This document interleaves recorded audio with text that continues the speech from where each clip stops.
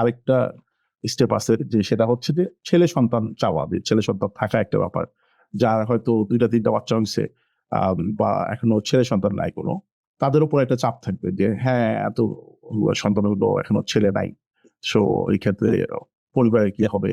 যেমন আমরা এই ক্ষেত্রে একটা উদাহরণ হতে পারে এরকম সাকিব আল হাসান।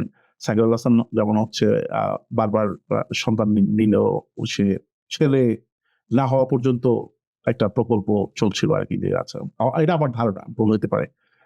যে যতদিন ছেলে, কারণ হচ্ছে এখানে একটা মানুষের চাপ আছে বলে মনে হয়। বাংলাদেশে এখনো কিছুটা সেই আ কি বলবো যে আ আদি ধ্যান-ধারণার একটা অবস্থান আছে যেখানে ধারণা করা হয় যে তোমার ছেলে সন্তান থাকাটা একটা ম্যান্ডেটরি প্রক্রিয়া বা ম্যান্ডেটরি ব্যাপার। এবং এর ফলশ্রুতিতে অনেক পিতামাতা তাদের হচ্ছে ছেলে সন্তান না হওয়া পর্যন্ত ছেলে সন্তান নেওয়ার চেষ্টা করে যেতে থাকে। এইজন্য যেমন অনেকে আছে যে হচ্ছে আ ৬ জন ৭ জন মেয়ে হয়। তারপরে হয়তো কারো ছেলে সন্তান হচ্ছে। কিন্তু তারা হচ্ছে স্ত্রীর সন্তান নেওয়ার প্রক্রিয়াটা অনেকেই চালু রাখে।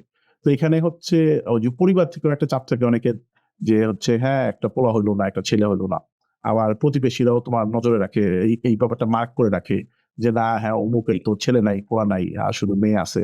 আবার তোমার প্রতিবেশী বলো, তোমার অন্যান্য আত্মীয় সম্পর্কের মানুষজনের মধ্যেও এই ধারণাটা থাকতে পারে।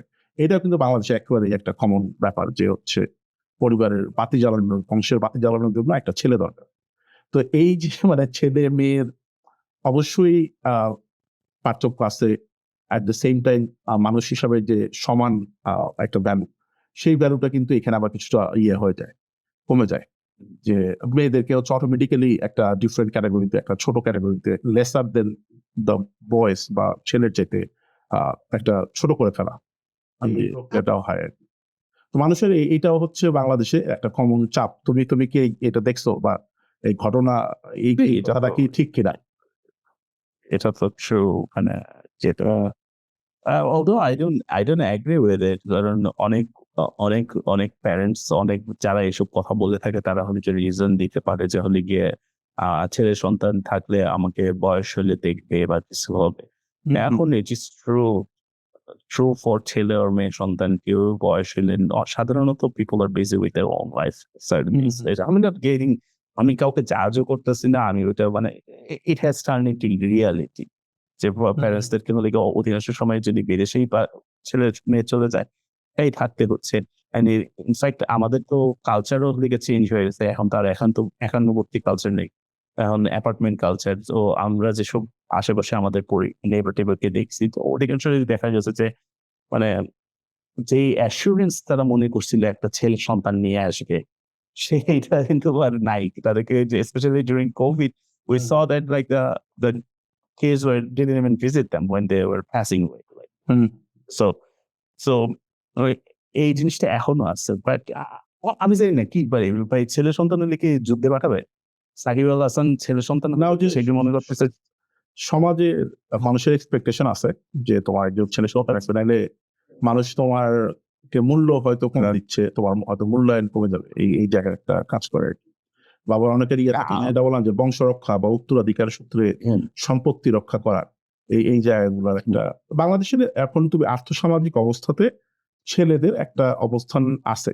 এটা আমি তুমি একমত হই বা না হই, ব্যাপারটা প্রচলিত। হ্যাঁ, যে যার ছেলে নাই তার উপর দেখা যাচ্ছে হয়তো সে মারা গেলে তার সম্পত্তি অন্যরা দখল করে ফেলার চেষ্টা করতেছে। ছেলে থাকলে হয়তো অনেক ক্ষেত্রে এটা একটু কমপ্লিকেটেড হয়। অনেক ক্ষেত্রে হয়তো পুরোপুরি পারে না, একটু রক্ষা করতে পারে। আবার এই যে বাংলাদেশ মনে করো যারা নেতা আছে বা রাজনীতি করতেছে, তাদের একটা থাকে যে তাদের পরে যে তাদের যে রাজনৈতিক এই আ কি বলবো যে আ ঝান্ডা, এটা হচ্ছে তার ছেলে সন্তান বহন করবে। আ জমিদারি হ্যাঁ, সূত্রে প্রাপ্ত যে তাদের যে জমিদারি, এইটা হচ্ছে এক জমিদারের, অনেক জমিদারের ছেলে না থাকলে তো মেয়েকে দিয়ে জমিদারি ক্যারি করা বাংলাদেশে যেহেতু পিতৃতান্ত্রিক সোসাইটি, একটু ডিফিকাল্ট।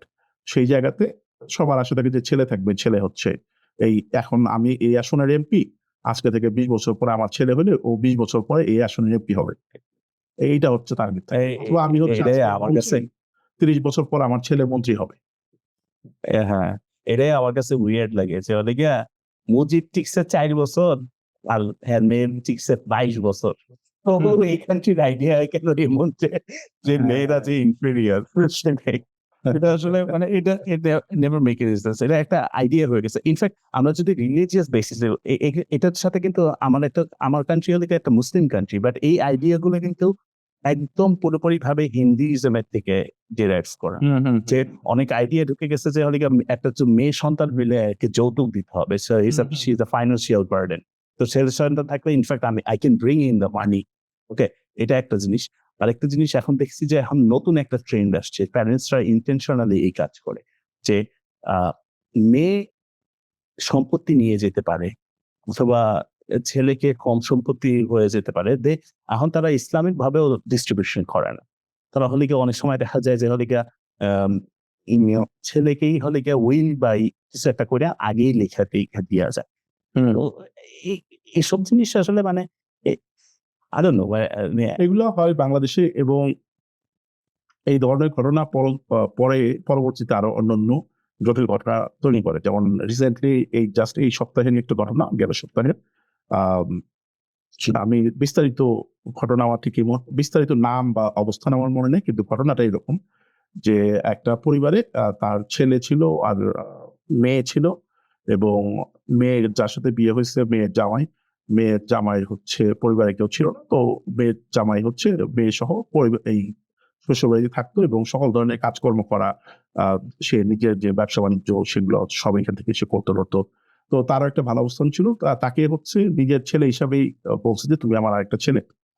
এবং তখন তার মধ্যে একটা ধারণা ছিল এখানে নিজের পরিবারের মতো তার ভাষ্য অনুযায়ী ঘরবাড়ি তৈরিতে আর্থিক সহায়তা করা, এটি সবই করছে।